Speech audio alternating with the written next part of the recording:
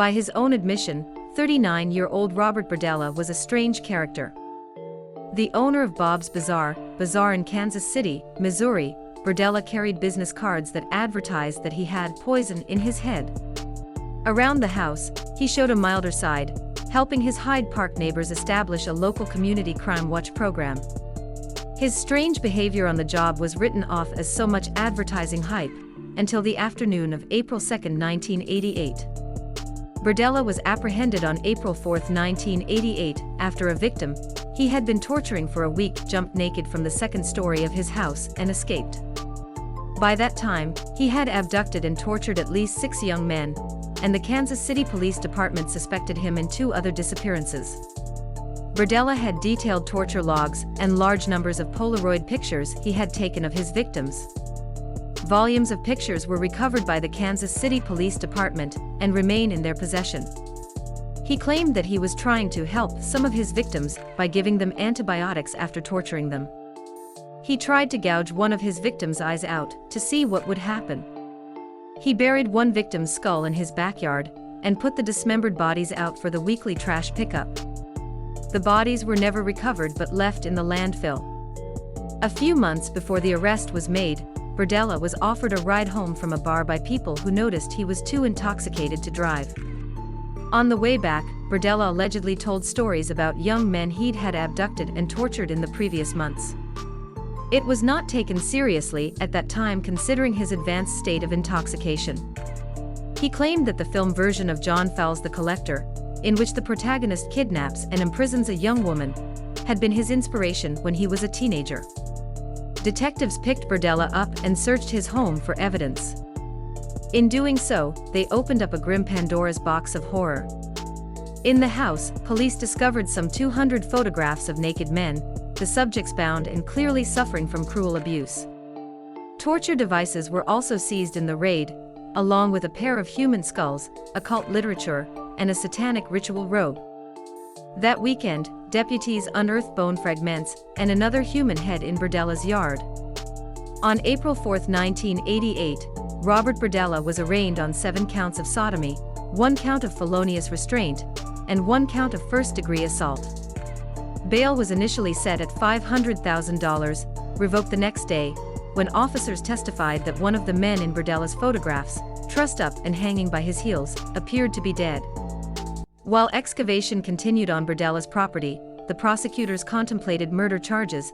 Homicide investigators started checking out their list of missing persons dating back to 1984. A bargained guilty plea on 1 count of murder consigned Berdella to prison for life. Authorities suspected him in at least 7 other deaths. On December 19, 1988, Berdella pled guilty to first-degree murder in the death of victim Robert Sheldon, and to 4 counts of second-degree murder involving additional male victims. He was sentenced to a term of life imprisonment during which he died due to natural causes. A nasty man, he received the sentence he justly deserved. At first glance, Jerome Henry Brudos hardly fit the profile of a serial killer, the confessed murderer of 3 young Oregon women, and possibly a 4th who has never been found. But a thorough investigation of Brudos' private life turned up some dark corners in the total picture of the supposedly mild-mannered, soft-spoken Salem man who was convicted and sentenced to life in the Oregon State Penitentiary for the strangulation deaths of Karen Sprinker, Linda Sally, and Jan Whitney in late 1968 or early 1969. Brudos had been committed to the Oregon State Hospital many years earlier, after being taken into custody for threatening 2 girls and forcing them at knife point to disrobe, so he could photograph them. He also was accused of stealing and wearing women's clothing, and Brudos later admitted he was wearing women's panties and pedal pushers when he staked out Sackett Hall, a girls' dormitory at the Oregon State University campus, looking for women. One of his victims, Karen Sprinker, was a student at Oregon State. The 19-year-old co-ed was supposed to meet her mother for lunch at the Meyer and Frank department store in downtown Salem on March 27, 1969. But she never showed up. Her car was found locked and abandoned on the store's rooftop parking lot later, but there was no trace of the girl. About a month later, Linda Sally, 22, of Portland, disappeared while shopping at Portland's Lloyd Center shopping center for a birthday gift for her boyfriend. She was last seen walking out of a jewelry shop at about 5:30 p.m. that day. Her car was found later in the Lloyd Center parking garage, where she had parked it on her arrival at the shopping center.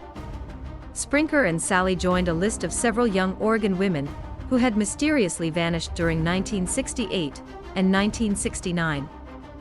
One other name on the list was Susan Hummy, a 23-year-old McMinnville woman who disappeared November 26, 1968. Her car was located at a rest stop along the Interstate 5 freeway, just north of Albany. Another missing girl was 19-year-old Linda K. Slauson of Aloha, who was selling encyclopedias in a section of Portland when she vanished on January 26, 1968. Brudos later would be charged with her murder. Law enforcement agencies throughout Marion, Benton and Multnomah counties, as well as the FBI, had been searching for months to find any kind of lead on the missing women when a lone fisherman stumbled across the biggest find of his life. Sam Wallace had been looking for a fishing spot along the Long Tom River, 12 miles south of Corvallis, on May 10, 1969, when he spotted something unusual floating near the surface of the water. Looking closer, he discovered it was a human body.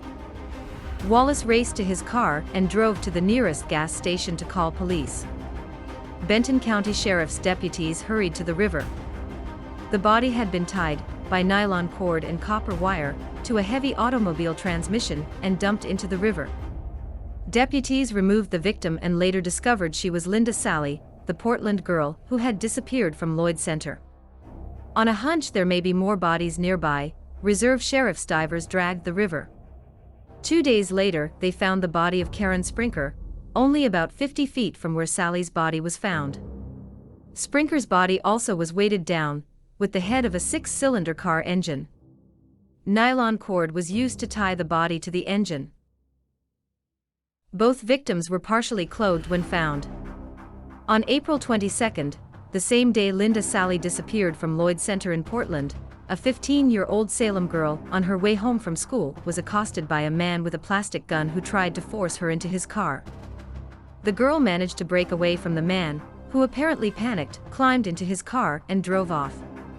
That report was still on investigators' minds when they learned May 14 that an Oregon State co-ed had received a phone call from a man who identified himself as a Vietnam veteran. The man said he had learned a new method of study while he was a patient at Walter Reed Medical Center and asked if she would like to meet him to discuss it. She consented, but then became suspicious of the vet's intentions, especially after he told her he couldn't meet her for a date because he had to change the motor of his car. She called Corvallis police detectives. They suggested the co-ed accept a date with the man and meet him at her dorm on campus. They would be waiting when he arrived. When the man arrived, detectives hustled him into a room and began questioning him. Within a week, Marion County District Attorney Gary Gortmaker announced that Jerome H. Brudos, a 30-year-old Salem electrician, had been charged with 4 counts of first-degree murder. But the grand jury, meeting June 4, indicted Brudos on only 1 count of first-degree murder, in the death of Karen Sprinker. Brudos pleaded innocent by reason of insanity. It was later revealed, in an affidavit authorizing a search of Brudos' Salem home, that wire identical to the wire used to tie the victims to the car parts was found inside the residence, along with photos of nude and clothed women, women's clothes and lists of women's names, addresses and phone numbers. There were also notes on all sororities and women's living organizations at Oregon State. Some women on the list reportedly told police they received phone calls from a man claiming to be a Vietnam veteran and said he was lonely. Some said they even dated the man.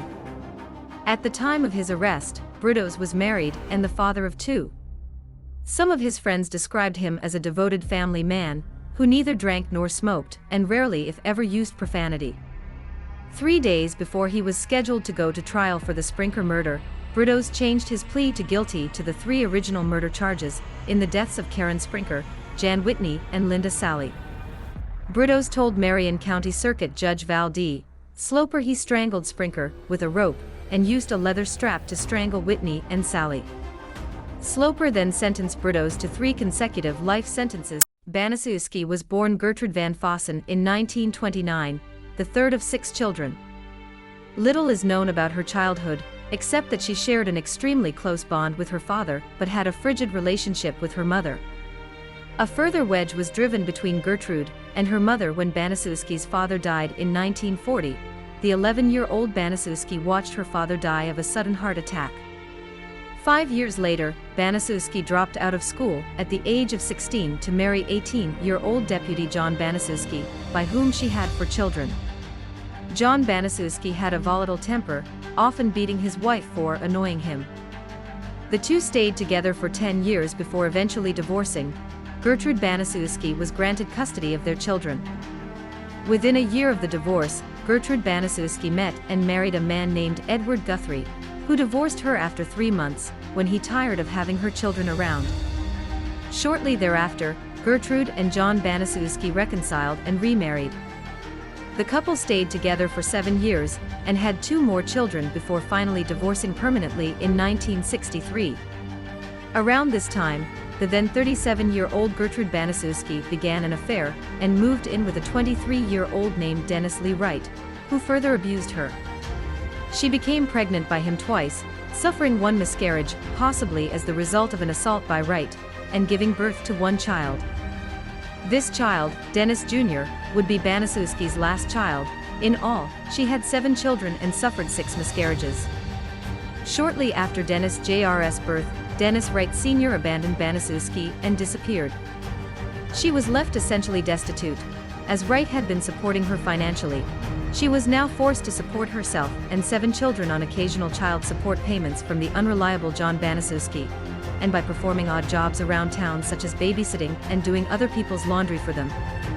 Financial problems were quickly exacerbated when Baniszewski discovered that her 17-year-old daughter, Paula, was 3 months pregnant after a fling with a middle-aged, married man.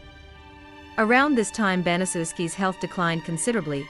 She was chronically ill with a number of unidentified illnesses, ceased practicing proper hygiene, and barely ate. Eventually, these factors began to affect her outward appearance, resulting in a receded hairline, sunken eyes, and an overall skeletal appearance.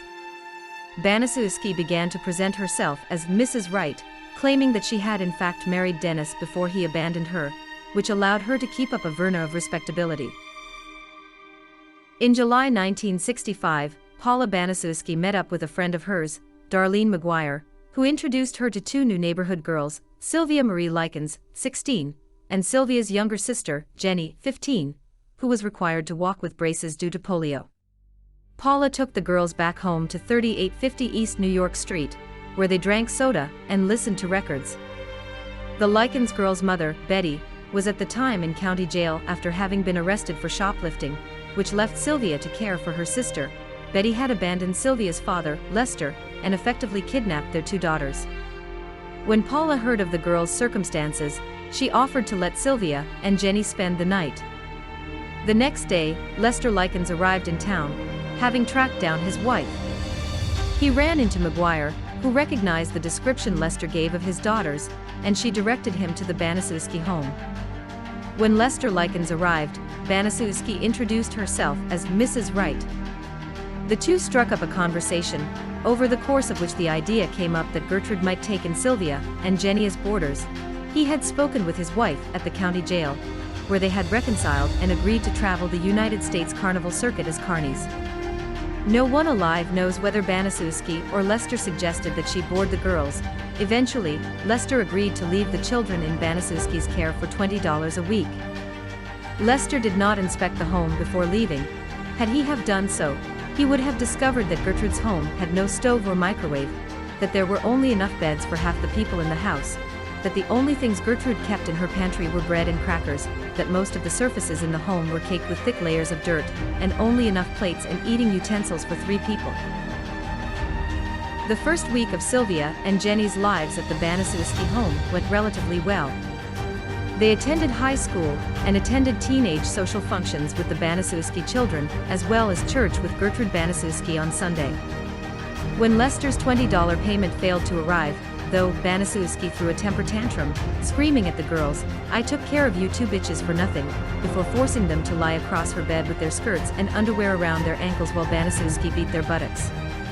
Shortly thereafter, Lester and Betty Likens came into town to check on the girls. Neither of them made any reference to the beatings, presumably under threat from Baniszewski. The next week, Sylvia and Jenny went through the neighborhood garbage, collecting old Coca-Cola bottles to sell in order to get money for candy. When they came home with the candy, Baniszewski accused them of stealing. When Sylvia explained how she had gotten the candy, Baniszewski accused her of lying and made her bend over her bed as before while she beat her across the buttocks with a paddle. Shortly thereafter, the Baniszewski children came to Gertrude Baniszewski after a church social and told her that they were disgusted with the amount of food they had seen Sylvia eating. Baniszewski told Sylvia that she was angry that Sylvia would do something to ruin her physical appearance, and forced the girl to eat a hot dog piled with condiments. When Sylvia vomited, Baniszewski forced her to scoop the vomit up and devour it. Soon afterwards, Lester and Betty Likens again came into town to check on the girls. Per Baniszewski's instructions, Sylvia made no reference to the vomit-eating incident. The incident, which appears to have either precipitated, triggered, or coincided with the sharp decline of Baniszewski's mental stability, occurred in August of 1965, when she overheard Sylvia remark that she had once allowed a boy to feel her up. Baniszewski inexplicably burst into a fit of obscenities, accused Sylvia of being a prostitute, and informed the rest of the house that Sylvia was pregnant because she had let a boy touch her vagina. Baniszewski then attacked Sylvia, repeatedly kicking her in the crotch. When Sylvia attempted to sit down afterwards, Paula threw her out of the chair and informed her, "You ain't fit to sit in chairs." From there on, Baniszewski only allowed Sylvia to sit in a chair with permission. Around this time, Baniszewski also began allowing her older children to use Sylvia as a sort of living plaything, with the games ranging from beatings to being pushed down the stairs. Why Sylvia's story so enraged Baniszewski is still uncertain. It has been theorized that she saw in Sylvia the beauty and opportunity for happiness that had long ago escaped her, and so encouraged and participated in Sylvia's degradation and torture as an act of self-loathing. Others have theorized that Baniszewski's hard life and current living conditions resulted in a mental break. Still others have theorized that the violence against Likens was an extreme form of domestic abuse, in which Baniszewski directed her rage onto Sylvia. Whatever the case, Baniszewski manifested this rage by justifying her attacks by accusing Likens of being a prostitute, and delivering bizarre sermons to her children and Sylvia about the filthiness of prostitutes and women in general. The day after Baniszewski kicked Sylvia in the crotch, according to Jenny, as an act of vengeance, Sylvia and Jenny told their classmates that they had seen Paula and Stephanie, Baniszewski's second oldest daughter, having sex with boys in exchange for money. When Stephanie's 15-year-old boyfriend, Coy Hubbard, discovered what Sylvia and Jenny had said, he came to the Baniszewski home and beat Sylvia. From then on, Hubbard, encouraged by Baniszewski, made frequent visits to the Baniszewski home, during which she would instruct the boy to practice his judo on Sylvia. Also around this time, Baniszewski got Sylvia's best friend, a 13-year-old named Anna Sisko, alone long enough to convince her that Sylvia had been telling boys at school that Anna's mother was a whore. When Baniszewski took Anna to see Sylvia, she directed Anna in a violent attack on the girl. Soon after, Baniszewski told one of Paula's friends, a girl named Judy Duke, that Sylvia had been spreading rumors about her mother, and pitted the girls against each other in a fistfight. During the fight, Baniszewski instructed Jenny to punch Sylvia. When Jenny refused, Gertrude began to beat her in the face with her fists, until Jenny finally agreed to punch Sylvia. In August of 1965, the vacant house next door to the Baniszewski residence was purchased by a middle-aged couple named Phyllis and Raymond Vermillion. Phyllis, seeing the number of children Baniszewski cared for, believed that Baniszewski would make a good babysitter for her two young children, and that she would also be helping Baniszewski out by paying her for her services.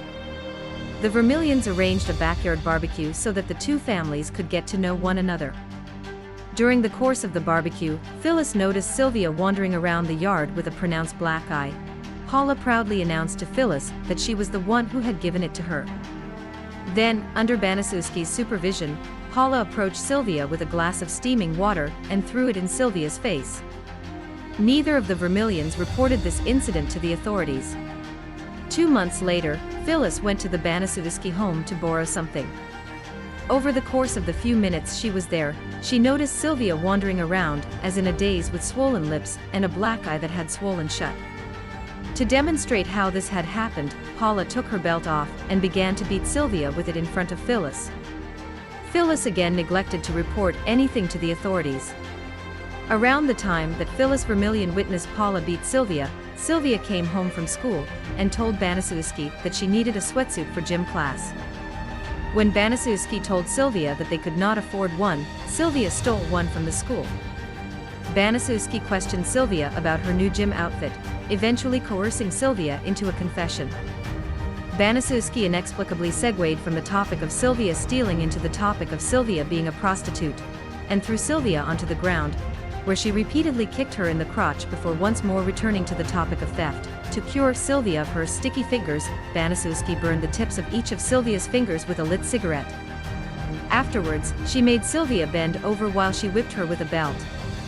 After this incident, the smokers in the Baniszewski home began arbitrarily putting their cigarettes out on Sylvia's body as a reminder for her not to steal.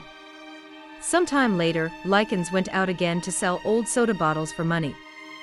When she returned home, Baniszewski accused her of prostitution. Baniszewski took her into the living room of her home and forced Sylvia to strip naked in front of her sons and several neighborhood boys, on the threat of beating Jenny. Once Sylvia was fully naked, Baniszewski handed her a glass Coca-Cola bottle and forced Sylvia to masturbate with it for the boys. Following the Coke bottle incident, Sylvia became incontinent. As a result, Baniszewski decided that she was no longer fit to live with humans and locked her in the basement. The lack of a toilet in the basement forced Sylvia to defecate and urinate on the floor. When Baniszewski saw this, she began a bathing regime to cleanse Sylvia, whom she began calling Dirty Girl. The regime consisted of filling Gertrude's claw-footed bathtub with scalding water, binding Sylvia's wrists and ankles, and then dunking Sylvia into it. The regime was administered arbitrarily, sometimes once or many times a day, some days not at all. Following the baths, Paula Baniszewski would rub handfuls of salt over Sylvia's nude body. During this period, Baniszewski took on 14-year-old Ricky Hobbs, a neighborhood boy, as her personal assistant when dealing with Sylvia.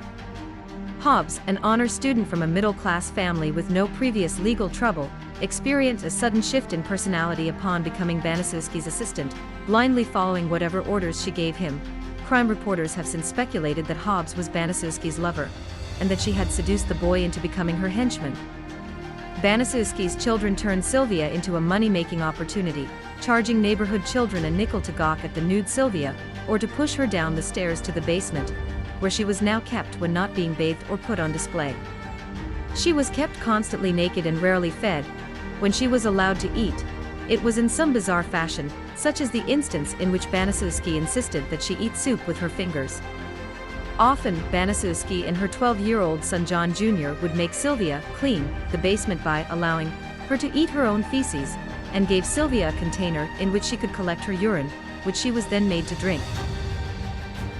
Sometime around this period, Jenny managed to send a contact to her and Sylvia's older sister, Diana, who was married and had a family of her own. Jenny outlined the horrors that she and Sylvia were experiencing, and instructed Diana to contact the police to come to rescue them. Diana ignored the letter, believing that Jenny was simply displeased with being punished, and that she was making up stories so that she could come live with her. Also around this time, one of the neighborhood children who had been by to see Sylvia, a 12-year-old named Judy Duke, went home and told her mother they were beating and kicking Sylvia. The girl's mother replied that was what happened when someone was punished. Shortly thereafter, the Baniszewskis' Reverend Roy Julian visited them as part of a program he had set up to see each of his parishioners at their homes. While he and Baniszewski drank coffee, she complained to him that Sylvia had been an intense burden on her, claiming that the girl was a prostitute who had been servicing married men and had gotten pregnant. Although at the time Paula Baniszewski was several months pregnant, Gertrude Baniszewski insisted that her daughter was a virgin, and that Sylvia was attempting to pass off her own misdeeds onto the pure Paula. Baniszewski and the Reverend prayed for Sylvia's salvation before the Reverend left. When the Reverend returned again a few weeks later, Paula told the Reverend during prayers that she had hatred in her heart for Sylvia, to which Baniszewski interjected that the opposite was true. Shortly after this, Diana came by to visit her sisters. Baniszewski refused to allow her into the home, at first telling her that Lester had contacted her and instructed her not to allow Diana into the home. When Diana questioned this, Baniszewski threatened to call the police and have her arrested for trespassing. Diana hid nearby the house until she spotted Jenny outside and then approached her. Jenny told her older sister that she was not allowed to talk to her and then ran away. Concerned, Diana contacted social services. When a social worker arrived at the home, Baniszewski informed her that she had kicked Sylvia out of the house for being physically unclean and a prostitute, and that Sylvia had since run away. Baniszewski then managed to get Jenny alone long enough to inform her that if she told the social worker the truth, Jenny would join her sister naked in the basement. Jenny then told the social worker that Sylvia had indeed run away. The social worker returned to her office, where she filed a report stating that no more calls needed to be made to the Baniszewski home. On October 20th, Gertrude called the police to come to arrest a boy at her home. Robert Bruce Hanlon was a local youth who claimed that the Baniszewski children had stolen things from his basement. He had come to the home earlier in the evening demanding that Baniszewski return his things. When she refused, he attempted to sneak into the home to take them back. Phyllis Vermillion witnessed Hanlon being put into the back of a squad car and approached the police to speak on his behalf, as she had earlier overheard the argument between Baniszewski and Hanlon over the stolen goods. Vermillion made no mention of Sylvia during her conversation with the police. On October 21st, Baniszewski instructed John Jr., Coy, and Stephanie to bring Sylvia up from the basement and tie her to a bed, telling Sylvia that if she could hold her bladder through the night, she would be permitted to sleep upstairs again. When Baniszewski checked Sylvia the next morning and discovered she had wet the bed, Baniszewski made her dress, then took her into the living area, where she was once again forced to perform a striptease for her sons and the neighborhood boys, again climaxed by Baniszewski forcing Sylvia to masturbate with a Coca-Cola bottle. When Sylvia was finished, she was allowed to dress. After a few moments, apropos of nothing, Gertrude brought up Sylvia's lies about Paula and Stephanie, and declared, "You have branded my daughters, so I will brand you." Sylvia was forcibly stripped naked, tied down, and gagged while one of Baniszewski's children heated a sewing needle with a series of matches. When the needle was orange, Gertrude used it to carve and burn the letter I and part of the letter M into Sylvia's stomach. She then instructed Ricky Hobbs to continue carving letters to spell out the phrase, "I'm a prostitute and proud of it." At one point Hobbs stopped and asked Baniszewski in a confused manner to spell prostitute for him. Baniszewski wrote it down on a piece of paper, and the carving/burning recommenced. When the process was finished, the tattoo, consisting not only of the actual carving but third-degree burns left behind by the heat of the needle, was such that modern plastic surgery would have been unable to correct it. Satisfied, Baniszewski left the room, leaving Sylvia tied, gagged, and naked. At this point, Ricky, Paula, and Baniszewski's 10-year-old daughter Shirley decided to give Sylvia another tattoo, an S in the middle of her chest. The three would later become confused as to whether they had intended the S to stand for Sylvia or slave, though the latter explanation was the one which was leaned towards as being correct. Ricky burned the bottom curve of the S into Sylvia. He then either choked or changed his mind, because he then ordered Jenny to come over and carve the top half. Although threatened, Jenny refused. Ricky relented and ordered Shirley to finish the tattoo. The 11-year-old choked and accidentally carved the curve backwards so that the numeral 3 appeared on Lycan's chest. Baniszewski re-entered the room at this point to address the still bound and gagged Sylvia. "What are you going to do now, Sylvia? You can't get married now, you can't undress in front of anyone. What are you going to do now?" Sylvia was ungagged to address Baniszewski. She replied, "I guess there's nothing I can do. It's on there." Hubbard then took Sylvia back to the basement, where he used her for judo practice for a period before returning home. In the middle of the night, Jenny Lycan sneaked into the basement to visit her sister, where Sylvia told her, "I'm going to die. I can tell." Shortly after Jenny's visit, Baniszewski inexplicably went into the basement and brought Sylvia upstairs, and allowed her to sleep in one of the beds. She was allowed to sleep until noon of the next day, October 23rd, when Baniszewski woke her. Once Sylvia was awake, Baniszewski and Stephanie took her into the bathroom and gave her a warm, soapy bath. After the bath, Baniszewski and Paula dressed Sylvia, and then dictated a letter to her, intended to look like a runaway letter to her parents. For reasons unknown, Baniszewski dictated that Sylvia open the letter, "Dear Mr. and Mrs. Likens." The words which Baniszewski dictated were, "I went with a gang of boys in the middle of the night. And they said that they would pay me if I would give them something, so I got in the car, and they all got what they wanted. And when they got finished they beat me up and left sores on my face, and all over my body. And they also put on my stomach. I am a prostitute and proud of it. I have done just about everything that I could do just to make Gertie mad, and cause Gertie more money than she's got. I've tore up a new mattress and peed on it. I have also cost Gertie doctor bills that she really can't pay, and made Gertie a nervous wreck, and all her kids." As strangely as Baniszewski's insistence on the formal salutation, she instructed Sylvia not to sign it. After Sylvia finished the letter, Baniszewski began formulating a plan to have John Jr. and Jenny take Sylvia to a nearby garbage dump and leave her there to die. When Sylvia overheard this, she ran for the front door, but in her emaciated and mutilated state moved so slowly that Baniszewski was able to grab her just as she reached the front door and drag her back into the house. Once Baniszewski settled Sylvia down, she took her into the kitchen and made her some toast. Sylvia attempted to eat it but then said she couldn't swallow. Baniszewski took down the curtain rod in the kitchen and beat Sylvia in the mouth with it.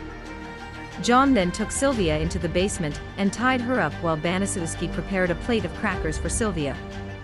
When she offered the crackers to Sylvia, Sylvia replied, "Feed it to the dog. It's hungrier than I am." Baniszewski repeatedly punched Sylvia in the stomach before leaving her in the basement. On the next day, October 24th, Baniszewski came into the basement and attempted to bludgeon Sylvia. First she tried to hit her with a chair, but missed and broke it against the wall. Next, she tried to beat her over the head with a paddle, but swung in such a wide arc that it came back against her own face, blacking her eye. To stop the strange show, Hubbard stepped in and beat Sylvia unconscious with a broomstick. Over the course of that night, and into the morning hours of October 25th, Sylvia beat the basement floor with the scoop portion of an iron shovel. Next-door neighbors would later report considering calling the police, but chose not to. On October 26th, Baniszewski voiced her intentions to give Sylvia a warm bath. Stephanie and Ricky brought Sylvia upstairs and laid her in the tub fully clothed. They took her out shortly thereafter when they realized she was not breathing. Stephanie gave Sylvia CPR, but by this time, Sylvia was already dead. Baniszewski instructed her children to take Sylvia's body to the basement and strip it naked. She then told Hobbs to go to a nearby payphone and call the police, her house having no working telephone. When the police arrived, Baniszewski gave them the letter she'd made Sylvia dictate. In the midst of the commotion, Jenny Likens whispered to one of the police, "Get me out of here, and I'll tell you everything." This statement, combined with the police's discovery of Sylvia's body in the basement, prompted the officers to arrest Baniszewski, Paula, Stephanie, John, Hobbs, and Hubbard for murder. Other neighborhood children present at the time, Mike Monroe, Randy Lepper, Duke, and Cisco, were arrested for injury to a person. Baniszewski, her children, Hobbs, and Hubbard were held without bail pending their trials. Charges against Cisco, Duke, Monroe, and Lepper were dismissed. Stephanie's lawyer got her a separate trial.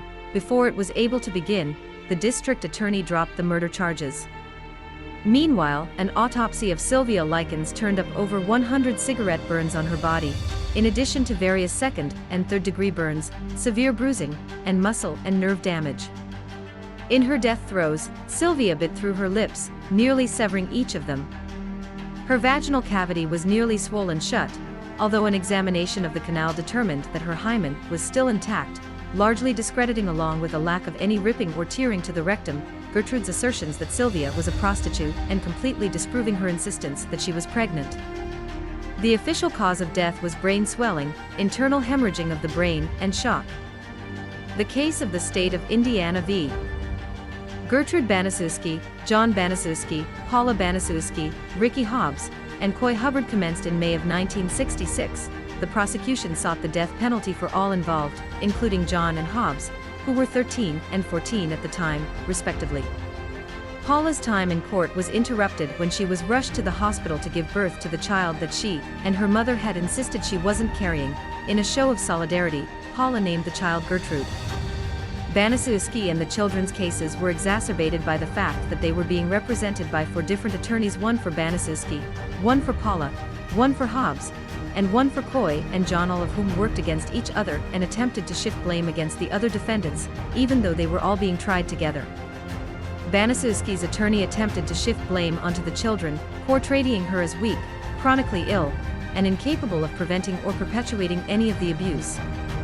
The children's attorneys attempted to shift blame onto Baniszewski and the other children. Some of the most damaging testimony against Baniszewski was due to her own self-incrimination. She recounted bizarre tales of Sylvia Likens being a neighborhood prostitute, and of her trysts with middle-aged, married men, as well as accusing her of frequently starting fights in the home. To corroborate Baniszewski's testimony, 11-year-old Marie was called to the stand. Initially, Marie backed up everything her mother had said, until, during cross-examination, she suddenly screamed, "God help me," before admitting everything she'd said was a lie, and went on to recount in graphic, blunt detail how her mother and siblings had tortured and murdered Sylvia. The young girl's shocking turn against her own family was largely responsible for the eventual verdict. Baniszewski was found guilty of murder in the first degree. To the shock of the citizens of Indianapolis, she did not receive the death penalty, but rather life imprisonment without the possibility of parole. Alla Baniszewski was convicted of second-degree murder. She appealed and was granted a new trial, but before it began, she struck a plea bargain and pleaded guilty to voluntary manslaughter. She served 3 years in prison, and was then paroled. John Baniszewski, Hubbard, and Hobbs were each convicted of voluntary manslaughter, and sentenced to 18 months in a juvenile detention facility. By the time the now 17-year-old Hobbs was released, the severity of his crimes had sunk in, and he suffered a nervous breakdown. He began a regime of heavy chain smoking which had severely decayed his lungs by the time he was 20. By the time he was 21, he was dead of lung cancer. Baniszewski appealed, was granted a new trial, and was again found guilty, though this time she was sentenced to 18 years to life. Over the course of the next 18 years, Baniszewski became a model prisoner, working in the sewing shop and becoming a den mother to younger female inmates. By the time she came up for parole in 1985, she had earned the prison nickname Mom. The news of Baniszewski's parole hearing sent shockwaves through the Indiana community. Jenny Likens and her family appeared on television to speak out against Baniszewski. The members of 2 anti-crime groups, Protect the Innocent and Society's League Against Molestation, traveled to Indiana to oppose Baniszewski's parole and support the Likens family, beginning a sidewalk picket campaign. Over the course of 2 months, the groups collected 4,500 signatures from the citizens of Indiana demanding that Baniszewski be kept behind bars. In spite of all this, Baniszewski was granted parole. During the hearing, she gave the following confession. "I'm not sure what role I had in it because I was on drugs. I never really knew her. I take full responsibility for whatever happened to Sylvia." Baniszewski walked out of prison on December 4, 1985, and traveled to Iowa under the name Nadine Van Fossen. She died there of lung cancer in 1990. The fates of Baniszewski's children remains largely unknown. Paula Baniszewski moved to Iowa and assumed a new identity. Internet rumors claim that she is still alive and lives on a farm somewhere in the Iowa countryside. Stephanie Baniszewski became a school teacher and assumed a new name. John Baniszewski changed his name to John Blake and worked as a truck driver before becoming a real estate agent and lay minister. He was never arrested again. He married and had 3 children, and has lived in anonymity, only surfacing briefly in 1998 in the wake of the Jonesboro massacre to speak for the first time about the Likens murder. He was a short man, just under 5 feet tall. His hands and feet were small, and even his voice was more like that of a girl. He had mentioned in some interviews that he wasn't the kind of man most women would find attractive, and he surmised that being acutely self-conscious of his shortcomings might have fueled his obsession with the perfect woman. In Canibel Killers, Moira Martingale describes how Issei Sagawa, a brilliant Japanese student, obsessed over tall women with Occidental features. Eventually, fantasy was not enough, so while studying for his degree in English literature at Wako University in Tokyo, he became attracted to a German woman who was teaching him the language. "When I met this woman in the street," he later said to British reporter Peter McGill, "I wondered if I could eat her." One summer day, he crawled through the window of her apartment, intent on killing her. To his delight, she was asleep. Even better, she was wearing hardly anything at all. He looked for something to use to knock her out or stab her, and he spotted an umbrella. However, before he could do anything, the woman woke up and saw him there. She screamed, scaring him, and he fled from her apartment. But he did not forget what he most desired. It had been almost too easy to get close to a woman, and if he prepared himself better, he felt sure he could indulge in his fantasy. He just had to plan it more effectively, so he began to look around for his next victim, one that would not get away. It wasn't until he went to Paris a few years later that he found the woman that he could not get off his mind. Her white skin, the fleshy shape of her buttocks, and her beautiful features both repulsed and drew him. He started to insinuate himself into her life. Sagawa believed that he loved these women, and that he could demonstrate it by consuming them. It wasn't unheard of. While studying at the Sensier Institute in Paris in 1981, Sagawa spotted another tall, beautiful Northern European woman, Renée Hartvelt. He says that when he sat next to her in a class, he fell instantly in love, and could not stop thinking about the white skin of her arms. She was the perfect woman for what he wanted to do, but this time he had to be more careful. He had to be ready. Renée was 25, blonde, and independent. She spoke 3 languages and had a bright future, with the aim of getting a PhD in French literature. Sagawa asked her to teach him German, and since his father was quite wealthy he could pay her well. She accepted. According to him, she liked his obvious intelligence and ability to discuss everything from Impressionist paintings to Shakespeare to European literature. He wrote her love letters and invited her to concerts and exhibits. He was small, feminine, and walked with a limp, yet she often went with him and invited him to her apartment for tea. They even danced together, allowing Sagawa a more physical sense of his fantasies. He found these Nordic women overpowering, and even as he claimed he loved them, he wanted to possess and destroy them. One day he invited Renée over to his apartment for dinner. He asked her to read a poem by his favorite German expressionist, which she did. After she left, he smelled and licked the place where she had sat and vowed that he would eat her, that would allow him to possess her forever. Soon he asked her to come over again for dinner. He had a cassette recorder, he said, and he wanted to record her reading of the poem. She accepted for the evening of June 11, 1981, and Sagawa prepared himself to act out his ultimate fantasy. Upon arriving in Paris, he had purchased a .22 caliber rifle for self-protection. He had it ready when Renée arrived. He seated her on the floor, Japanese style, to drink tea. Into her drink, he put some whiskey to make her more pliant. They talked for a while as Sagawa waited for the whiskey to have its effect. Then he told Renée that he loved her, and wanted to take her to bed. She resisted him. She found him engaging but not sexually attractive. She wanted only to be his friend. Sagawa nodded. He then got up to get the book of poetry, while Renée sat on a chair. Sagawa handed the poem to Renée to read, and started the recorder. While Renée recited the poem in her native language, Sagawa came up behind her with his rifle, and shot her in the back of the neck. She fell off the chair. He continued to talk to her but she failed to answer. He was surprised by how quiet it was. Then he noticed the amount of blood that flowed out of her wound. At first he attempted to clean it up, he finally gave up. He then undressed her, finding it difficult to remove clothing from a corpse. But he was pleased that now she could no longer refuse his advances. She belonged to him. Then he got a knife and used it to cut off the tip of her left breast and a piece of her nose. These he consumed.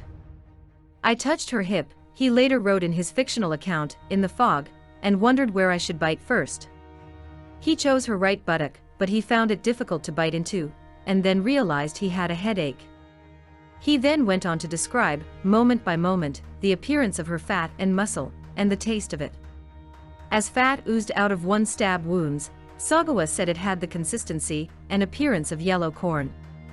He smelled it and found that it had no odor. Cutting deeper to find the flesh, he placed a chunk into his mouth. It melted in my mouth like raw tuna in a sushi restaurant. To him, there was nothing more delicious, and he looked into Renee's dead eyes to tell her so. He was ecstatic now that he had indulged himself in his fantasy. He had this gorgeous body all to himself. It had taken him until the age of 32 to consummate his desires, but he had done it. Then he got serious. Using an electric carving knife, Sagawa began to cut Renee into parts. He laid out strips of flesh to store for later and nibbled on a few pieces raw. Then he made a quick meal of fried human flesh with mustard. He took photographs of the mutilated corpse and had sex with it. When I hug her, he recorded, she lets out a breath. He told her that he loved her. As he cooked and ate more of her remains, he listened to the recording he had made of her reading the poem. When he was finished, he used her underwear as a napkin to wipe his mouth. He then returned to her body, cut off a breast and baked it, but disliked the greasy consistency. He found that he preferred her thighs. When he finally felt exhausted, he took what was left of the corpse into his bed to sleep with it. He knew that in the morning he would have to prepare to get rid of the evidence. The next day, finding that the body did not yet smell, he continued to try parts of it, in particular the arm that had so fascinated him. He chewed on it all the way from the underarm to the elbow. I had no idea, he wrote, that it would taste so good. Sagawa was curious about a few of the body parts that seemed more repulsive. He hesitated over what to do, but decided to go ahead and indulge. Cutting out the anus, he put it into his mouth, but the smell overpowered him, so he spit it out. He tried frying it, but that failed to diminish the odor, so he gave up and returned to the body. By this time, several large flies swarmed around the corpse, so Sagawa took that as a sign that he'd lost Renee. The honeymoon was over. He then used a hatchet to chop her into pieces that would fit into the suitcases he'd bought specifically for this purpose. Yet even as he dismembered her, he grew excited, so he used her hand to masturbate. Then he chewed on her nose and heard the noise of the cartilage crunching. Since he'd often thought about chewing on her lip, he removed it and set it aside. That part he would keep for later pleasures. "I want her tongue," he said in his fictional account. "I can't open her lower jaw, but I can reach in between her teeth. Finally, it comes out." He cut it off, popped it into his mouth, and watched himself chewing it in the mirror. Then he went for the eyes. The final step for Sagawa was to explore the internal organs, which stung his hands with digestive acid, and then use the hatchet to cut off her head. With so many parts removed, it looked like a skull. He grabbed the hair and hung the head in front of him, an experience that in retrospect caused him to say, "I realized I am a cannibal." By the time he was finished bagging the pieces and locking them into a suitcase, it was midnight of the second day. He called a cab. Arriving at the Bois de Boulogne, he lugged the suitcases into the park, intending to shove them into the pond. However, he had a difficult time with his heavy burden. When he spotted some people watching him, he got scared and just left the suitcases. Martingale reports in Cannibal Killers that a couple went closer and saw a female hand protruding from one of the bloodstained cases, so they called the police. Police opened the suitcases, found the remains, and began the task of tracing the bags back to the purchaser. In the meantime, Sagawa returned to his apartment to enjoy the pieces of Renee Hartvelt that he'd put into the refrigerator. As he ate another gruesome meal, he thumbed through some pornography. Each day of his remaining freedom, he ate another piece, claiming in his later renditions that it became sweeter with time. Sagawa, who clearly had a sexualized lust, told a British journalist that his compulsion for cannibalism probably came from a childhood dream he'd had that left a huge impression. He was in a boiling pot with his brother, being prepared for a meal for someone else. From that point on, he began to fantasize regularly about cannibalism, switching his role from the disempowered meal to the empowered consumer. Yet he wasn't interested in ingesting the girls of his own race. He envisioned eating large blonde women with white skin. For him, the possibility of being intimate with them in this way was highly erotic. After his first breaking and entering incident in Tokyo, he actually went to a psychiatrist to confess his dark desires. The man believed that Sagawa was highly dangerous, probably because he'd begun to act out his fantasies, but Sagawa's father managed to engineer a cover-up and then sent his son out of the country to another school. The mental health professionals who evaluated him later also saw dangerous tendencies in him, from psychosis to psychopathy. Yet in the end, none of their diagnoses mattered. When the police arrived at his apartment 2 days after the murder with a search warrant, Sagawa let them in. They opened the refrigerator and found pieces of a female body inside, including lips. Sagawa freely confessed to what he had done, adding that he had a history of mental illness. In fact, his descriptions were so detailed and salacious that a judge decided he was not competent to stand trial. He was clearly delusional. Sagawa received a sentence of incarceration for an indefinite period in the Paul Girard Asylum. 3 psychiatrists who evaluated him said that he'd never be cured. According to Brian King, who edited Lust Mord, while in the hospital, Sagawa corresponded with several members of the Japanese literati, who sent him books about other cannibals. "I realized I was not so unusual," was his comment. He also said that he'd learned how to go about such a crime without getting arrested. It pays to be rich, and his father, Akira Sagawa, president of Kurita Water Industries in Tokyo, eventually worked out a deal in 1984 to have Sagawa transferred to the Matsuzawa Psychiatric Hospital in Japan. The superintendent there believed that he was sane and ought to be in prison. There Sagawa remained for only 15 months before he was granted his freedom in August 1985, again, thanks to his father and very much against the advice of the superintendent. After killing a woman and consuming her remains, Sagawa was able to go freely about in society only 5 years after the crime. He was even granted a passport to go to Germany. What made the situation worse was how he reveled in what he did, and was only too happy to tell people about it on television talk shows. He even agreed to appear in several Japanese pornographic films, and he wrote for novels. The one in which he described the details of his murder sold over 200,000 copies. Thanks to his father, he'd gotten away with murder, and he was quite proud of it. Now Sagawa enjoys being the focus of tabloid media, granting interviews, and making videos to indulge the voyeuristic curiosity of those who want to get closer to someone who has eaten human flesh. He apparently finds the attention amusing, and does not feel that he did anything wrong. "The public has made me the godfather of cannibalism," he stated, "and I am happy about that." The Rolling Stones wrote and recorded a song about Sagawa's gory deed, calling it "Too Much Blood," and Sagawa tried his hand at a comic book version of the story. He also wrote a weekly column for a tabloid publication, edited an anthology of cannibal fantasies, and was featured on the cover of a Japanese gourmet magazine. Under an assumed name, he even managed to get women to pose nude for him. On his website, he offers excerpts from his rendition of his crime and discusses why cannibalism is not such a horrific act. For those who want to see his art, he shows examples of his paintings, mostly of the fleshy buttocks of white females. In a magazine article, he said that he now envisions being eaten himself by a young Western woman, because, he insists, only an act like that will save him. Found legally insane and unfit to stand trial. Ordered to be held indefinitely in a mental institution. Extradited to Japan. Found sane but evil. Sagawa checked himself out of the mental institution on August 12, 1986.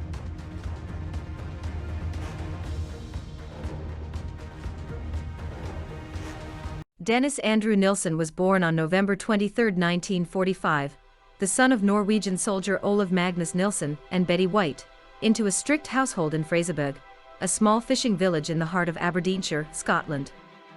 Nilsson's father showed little interest in his family, spending the majority of time away, and finally deserting them when Dennis was just 6 years old. By this time, Nilsson's first 5 years were the happiest times of his life, according to his own admittance, as he spent them with a figure who he adored more than anyone else, his grandfather, Andrew White. White was a strict man, sullen and proud, and disapproved of such items as alcohol, the radio, and working on the Sabbath. He seemed to find real contentment and joy in his relationship with Nilsson, and the two would go off walking for hours on end, Nilsson listening to his grandfather's tales of the sea.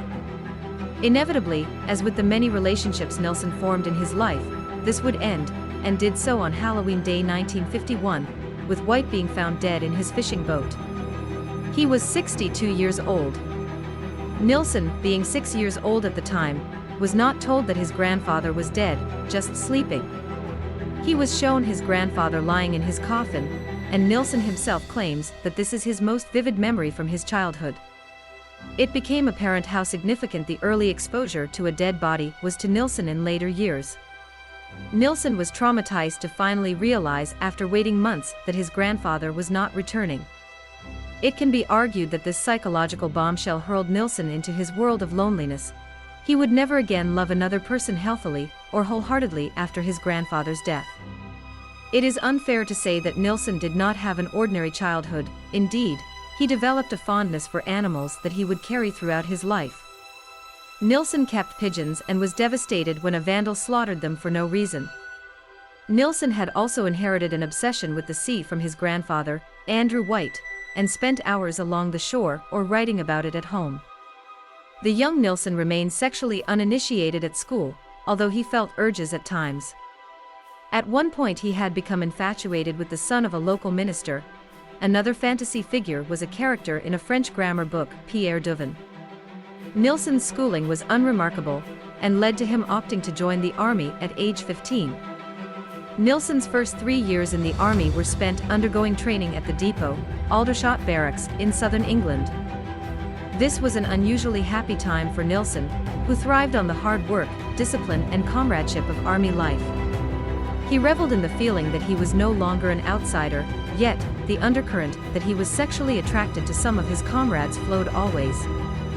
Nilsson fought his feelings of guilt, taking comfort in the reassuring idea that he was probably bisexual. Nilsson's chosen trade in the army was that of the catering corps, and in this, he learnt the art of butchery, a skill that he would put to gruesome use in later years. Nilsson reveled in his comradeship, he was popular with other soldiers, and was introduced to a pastime that he would use throughout his life, the heavy use of alcohol. At this time he had many sexual encounters with men, as well as with a Bavarian prostitute, and a young Arab boy. It was whilst he was serving in the Middle East that Nilsson's disturbing fascination with seeing himself as a corpse began to grow. He would cover himself with talc, blew his lips, and masturbate whilst staring at his own image. Love and death had begun to overlap in his mind. Towards the end of his army career, Nilsson, who had attained the rank of corporal, received a posting to the Shetland Islands and fell in love with an 18-year-old private. Feelings that were unrequited made Nilsson's guilt keep them to himself. Nilsson was devastated that his love was not returned, and on his last night in the Shetlands, he burned hundreds of movie films that the pair had made together, a move that surprised many of his colleagues. Nilsson's army career had lasted 11 years and 3 months, and the offer of a rewarding career was his for the taking. However, Nilsson became disillusioned with the army's participation in Northern Ireland, and left the army bitter about the politics of the time. Nilsson returned to Fraserburgh for about 5 weeks after he demobbed, and returned to the household he grew up in. His mother Betty had now remarried and lived with her second husband, Adam Scott. Whilst he was here, Nilsson had a furious row with his brother over the subject of homosexuality. It was so severe that the brothers never spoke again. In December 1972, Nilsson enrolled in the Metropolitan Police, hoping to recapture the comradeship he had felt within the army. He was given number Q287, but found police life a poor substitute, and was left in his own company for his off-duty periods. Around this time, Nilsson had become a regular in London gay bars, namely the King William IV, the Colin, a bar that was exploited for later use by serial killer Colin Ireland, the Golden Lion, the Black Cap, the Salisbury, and the Cricklewood Arms. Nilsson once shone a torch into a parked car and caught a gay couple in the act of intercourse. Nilsson could not bring himself to arrest them, as was required by law at the time, and resigned from the force in December 1973 after serving just a year. Nilsson was living at 9 Manstone Road, North London, living on the verge of poverty immediately after leaving the police, even being forced to sell his General Service medal to live. Finally, he admitted defeat and signed on for unemployment benefit, but during his interview, was offered a job working for the English Civil Service. Nilsson was to remain at this job until his arrest for murder in 1983. Nilsson's instinctive radicalism put him at odds with his employers, and he formed few friendships within his employment. By 1974, Nilsson's life revolved around cruising gay bars, although it was always conversation, not sex, that he craved. One night he met a man called David Galachon, who came home with Nilsson and stayed. Galachon then made what must have been one of the most romantic breakthroughs Nilsson had ever encountered. He suggested that they set up home together. Nilsson and Galachon then went flat hunting and came across what is still to this day known as one of the most infamous addresses London has ever seen, 195 Melrose Avenue. Nilsson and Galachon were happy for 2 years, buying a dog named Bleep and tending the garden together. Nilsson even affectionately named Galachon Twinkle. However, due to Galachon's waning interest in Nilsson, the relationship began to fizzle out, and both began bringing home other men, even a woman once in Nilsson's case, which amazed them both. When the relationship disintegrated, Nilsson attempted to fill the void created by throwing himself into work, renewing his rounds of London gay bars, or more often than not staying in, and finding solace in a bottle of rum. As 1978 drew to a close, Nilsson sank into a deep depression after spending the Christmas holidays alone in his flat. The old death fantasy came back out to comfort Nilsson. By December 30th, Nilsson was desperate for company, and went out to the Cricklewood Arms, where he had met and returned home with an 18-year-old Irish labourer, whose name Nilsson could no longer remember. Nilsson and the young man drank themselves into a stupor at Melrose Avenue, and when Nilsson awoke, he became gripped with a desire to keep this youth with him as a companion forever. Nilsson strangled the youth with his necktie, and finished the almost lifeless man off by drowning him in a bucket of water. Nilsson then bathed and dried the corpse, but his fear at being discovered made him lose all interest in keeping his companion for the new year, instead placing him under the floorboards, where it would stay for the next 7.5 months. This experience had put the fear of God into Nilsson, and he was wary for many months. Eventually, he attempted to murder a young man named Andrew Ho, an attempt that was foiled by the young man's resilience. Nearly a year since his first murder had passed before Nilsson killed again, his victim being a Canadian tourist named Kenneth Akendon, whom Nilsson had accosted in a gay bar. On December 3, 1979, Akendon was strangled whilst listening to music through Nilsson's headphones, and was disposed of in the now familiar way. Akendon was the only one of Nilsson's victims who was widely reported as missing, and his fingerprints were found on a London street map during a search of Nilsson's house in 1983. Victim number 3 was a troubled Merseyside youngster, Martin Duffy. He was strangled and drowned by Nilsson, and was then used as a companion for Nilsson, as well as a sex object. He was placed under the floorboards with the other remains. With space running out, Nilsson removed all the bodies and dissected them in a bath, using a large cooking pot to boil the skin from the severed heads, and placed all parts in a pair of suitcases bought especially for this task. Victim number 4 was a young Scotsman, Billy Sutherland, who was dispatched in the same way because he was a pest. Nilsson's recollections of the remainder of his next 6 victims are vague in the least, although they include a long-haired hippie, an emaciated young man, another Irishman, a heavily tattooed skinhead, who had the words "cut here" tattooed around his neck, on offer which Nilsson obliged. At this time Nilsson made a bonfire and burnt the remains he had on his hands, as space was growing short. Nilsson was to have 2 such bonfires before leaving Melrose Avenue.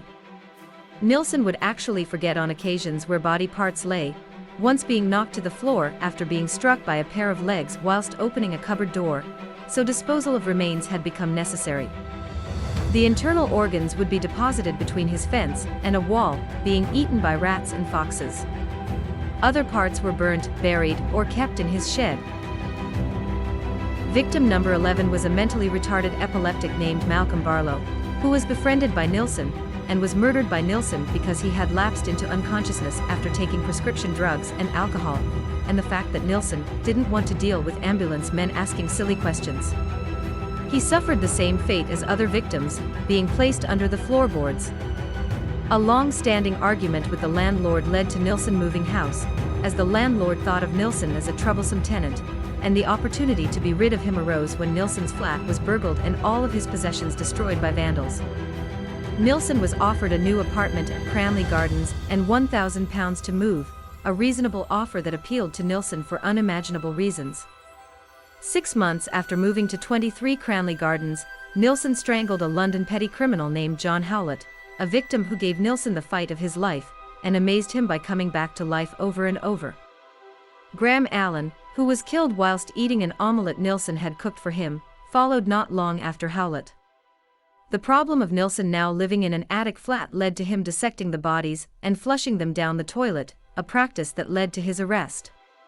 Stephen Sinclair, a petty criminal and drug addict, was Nilsson's final victim, and also the one that brought about Nilsson's downfall. Nilsson knew that his practice of flushing boiled flesh down the toilet would attract attention, and on February 5, 1983, a Dynarod engineer, Mike Catran, was called out to deal with a blocked drain outside of 23 Cranley Gardens.